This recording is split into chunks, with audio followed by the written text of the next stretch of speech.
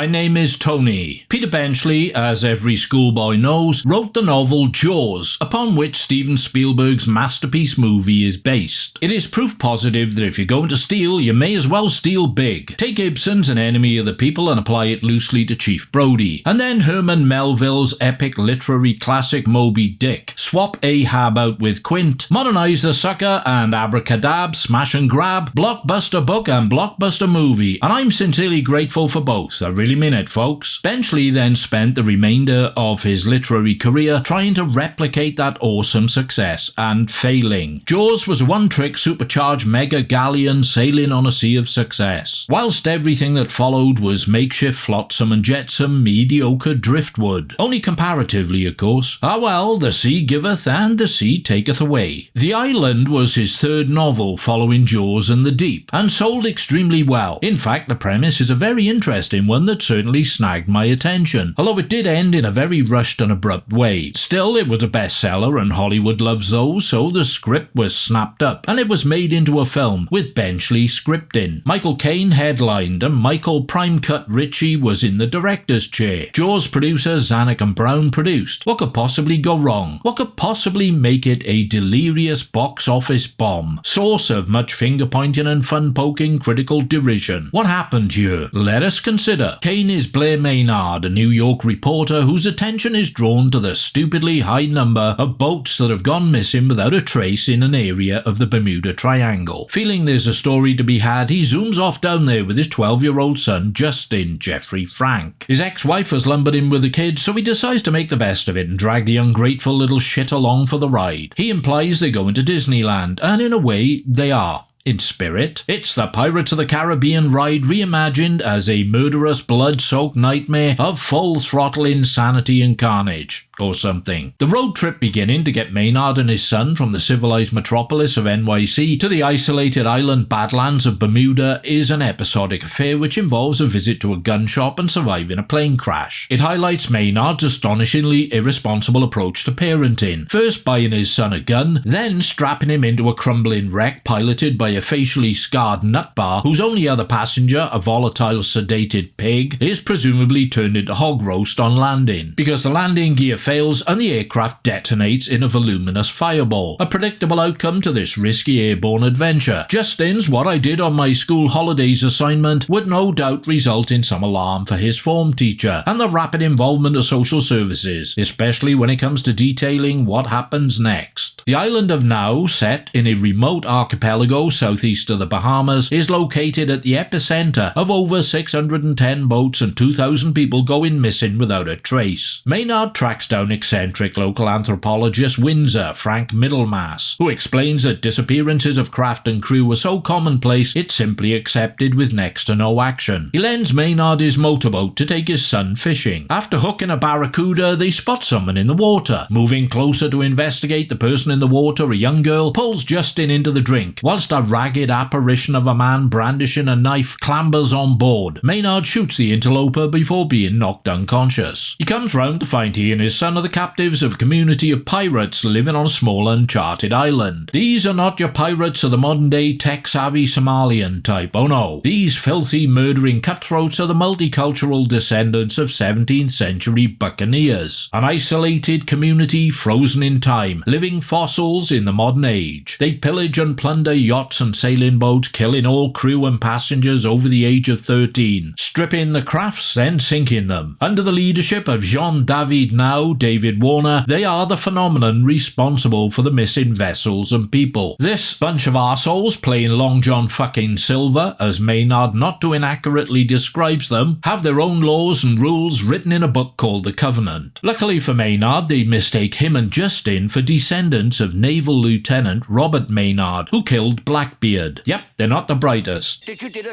Father and son get to live, but Justin is destined to be indoctrinated into the pirate brethren and adopted by Nau as his son. He is renamed Tubarb, which sounds suspiciously like rhubarb, so he's likely to get some stick for that. Maynard is to be the sex slave of Beth Angela Punch McGregor. The man he shot and killed was her partner, so he's up next. His fate is to have sex with her until she falls pregnant. That could definitely be worse, yeah? I can think of far worse fates fights and that. Seems years of interbreeding in the colony have resulted in infertility, stillbirths and mental deficiencies. Mere seconds spent in the company of this bunch certainly confirms the mental deficiencies bit. Thus, unless they introduce fresh swimmers into the gene pool, they will die out. What a shame. Beth begins to experience some affection towards Maynard and protects him through his various failed escape attempts. Justin is crudely brainwashed very quickly, although in fairness, he doesn't seem in possession of much of a brain in need of laundering. Once the spin cycle completes, he takes to the pirate life like a dick to pussy, and now is priming him to kill Maynard to prove his loyalty. Maynard is growing more desperate, especially when Beth announces she's pregnant. He's done his job then, and Windsor turns up. He's been a long-term collaborator with now and his band of pox-raddled throwbacks. Maynard's time is running out. Just how will he defeat his captors and deprogram his convert son? And how bad would it really be if he didn't?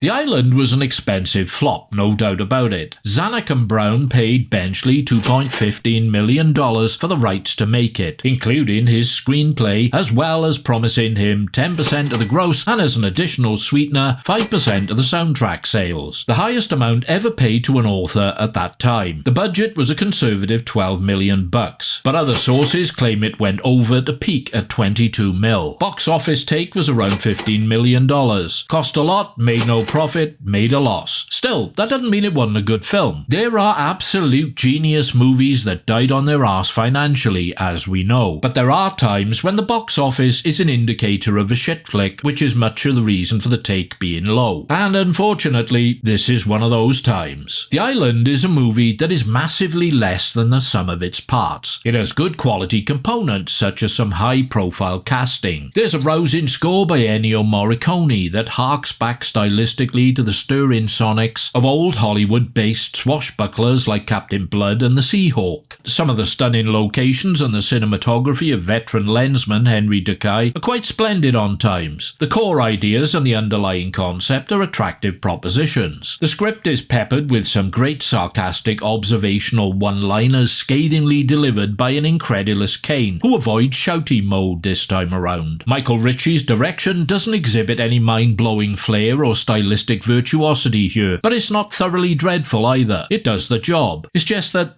none of it works. Nearly everything this film does results in a fat man belly flop from a great height into the deep end. No triple backflip corkscrew finish smooth as silk ripple free entry into the water surfacing to rapturous applause Tom Daly perfect 10 matey boy. Splattered guts and an instant descent to the depths. It starts well enough like an eerie, creepy slasher movie. We see 3 pleasure boats invaded and assaulted by a person or persons unknown. The crew and passengers butchered. Rapid cut editing, axes and blades finding flesh, blood, gore, screaming, disorientation, setting the scene very intensely. If you don't know who or what the culprits are at the outset, you'll be forgiven for expecting a big budget slasher film coming down the pipe. But you'd be wrong. The Island will wrong-foot you, subvert those expectations, going off in a different direction altogether. One of snarling and chaotic attacks on high-tech modern sailing ships by grizzled dirty maniacs with grappling hooks, daggers and swords. One of a savage society trapped in a time-locked vortex of pillage, plunder, rape and depravity. The tonal narrative shift was a smart move, I thought, but then it might be only me who thought it. I like films where they catch you off guard, but when we meet the interbreeders, it all falls to bits, and you soon wish there was some other explanation for events. Aliens, mutant fish,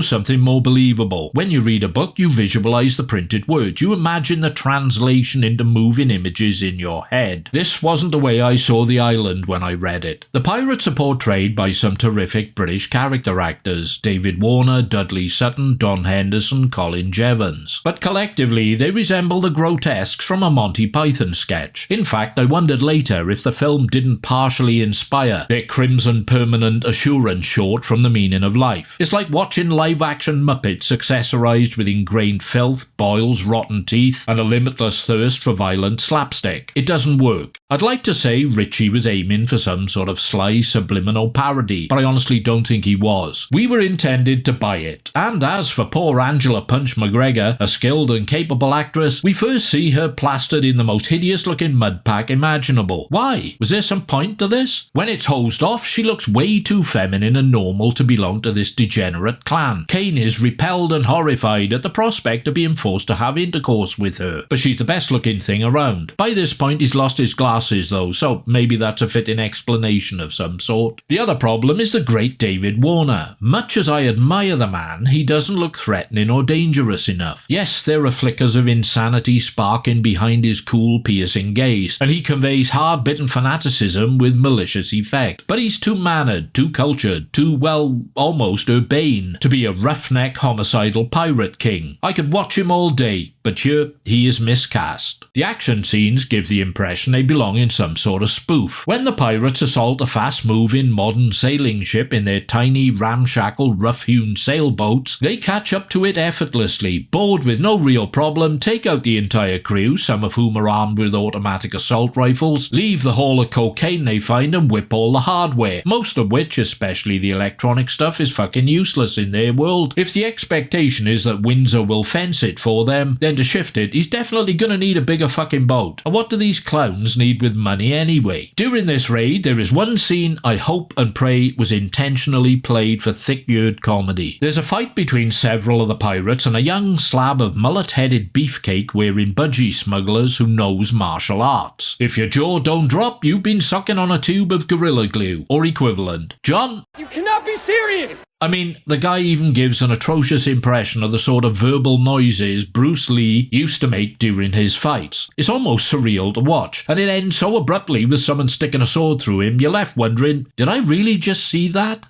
The finale is preposterous, as you'd well imagine if you've got this far, with the motley crew of historical degenerates hitting a heavily armed Coast Guard cutter out collecting floating bags of cocaine. Caine blows up the gunpowder store on the island to draw their attention, then swims out to the ship whilst the pirates attack it, overpowering and killing the highly trained and armed crew. But what's this? The odds are suddenly swayed in Maynard's favour when he discovers a deck-mounted M2 machine gun beneath a tarp. Being an ex-Navy man, Maynard is suddenly in his element. He whips off the top and in an undeniably satisfying, bloodily cataclysmic Rambo moment, blasts the living crapola out of all the pirates, even continuing to fire when they're all shredded to fuckery. Just to be sure. Where's Peckinpah when you need him? This cries out for a big dose of the old slow-mo. All the pirates are dead, that is, except for Now and Justin, or Rhubarb. Rhubarb is suddenly deprogrammed, just like that, and decides he doesn't want to be a pirate anymore, no longer wishes to be in their custody, so Now takes him hostage and scarpers below decks. Hide-and-seek time. Maynard arms himself with...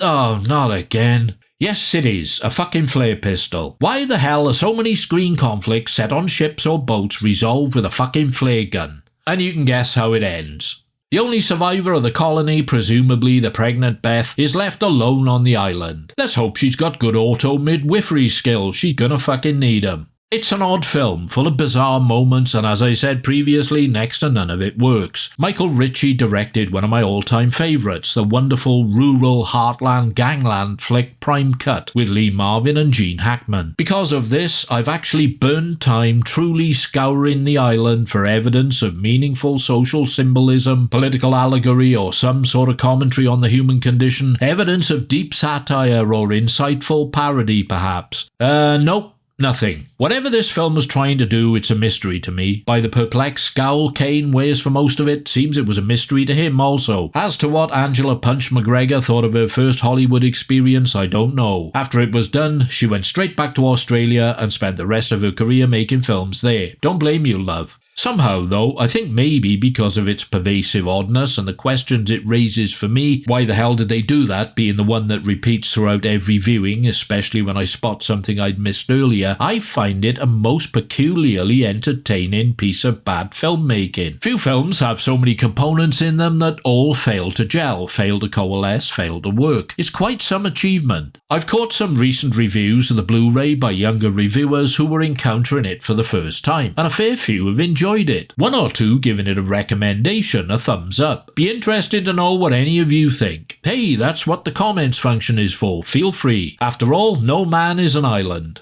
And the island is no man. That doesn't make any sense. Fittingly enough. Thank you for your time and attention. Please feel free to do whatever you choose to do next. Hit like, don't like, comment, subscribe, check out my early access Patreon thing, or even make a welcome financial contribution via the thanks button. Back soon as I can make it so. Ciao for now, pilgrims.